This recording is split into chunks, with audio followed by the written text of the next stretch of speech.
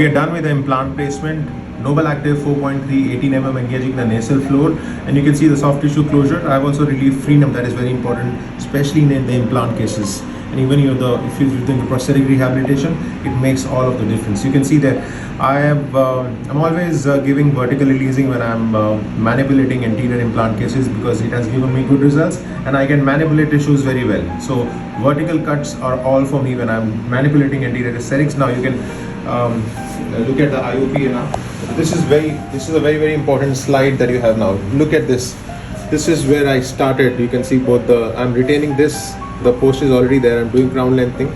This is a very important slide. You can see drilling through the root. That is something that I always doing, but this particular say I've removed the root, and then you can see the angulation. This is my Lancet 2.2, and this actually guides through my implant placement, palatal placement, and then you can see now this is 4.3, 18 mm engaging the nasal floor. Now this is a floor, and I've got good stability. I've got a torque for more than 90 NCM. I am going for immediate loading. I'm giving the patient the flipper for 3 months and giving a beautiful smile.